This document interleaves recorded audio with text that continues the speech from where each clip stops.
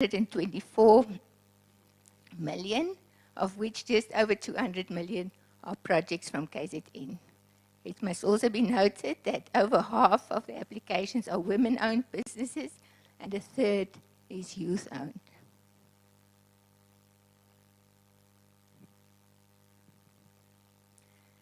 The next slide just gives us progress with support to businesses and the application stages.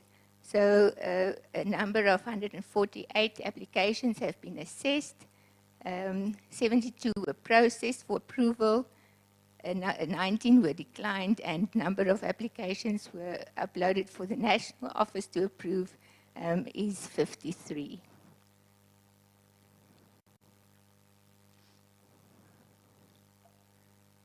In terms of support to businesses, there has also been a number of 26 applications that have already been approved, which amounts to in excess of 8 million rand.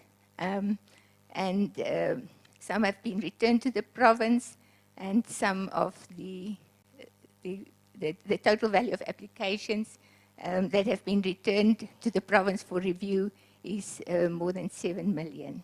So just to indicate some of the reasons for applications being returned to the province is that the review of the flood impact assessment needs more robust due diligence, and items requested are outside of the program guidelines, and often additional documentation is also required. So with regards to support to traders, Formal Trader Relief Fund has an allocated amount of 50 million, of which 8.2 million is already committed. And that will go to 72 SMMEs within the districts as mentioned in KZN.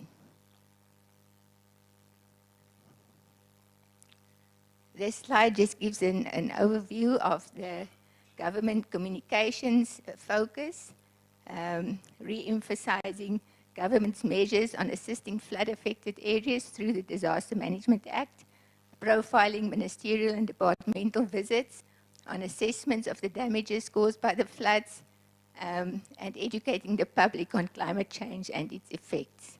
So this is just a few photos that has also been provided and shared on various platforms.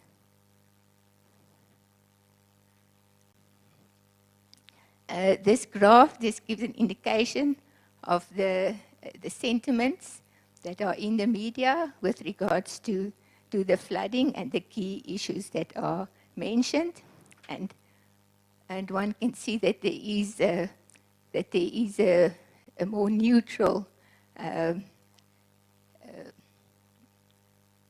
trend that is occurring this week with regards to the issues around floods.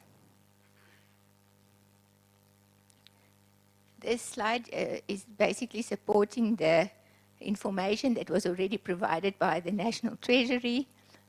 Just to indicate, the first two lines is the municipal infrastructure grant and the municipal infrastructure grant reprioritization that has taken place within the Department of Cooperative Governance, 42 million for KZN and 77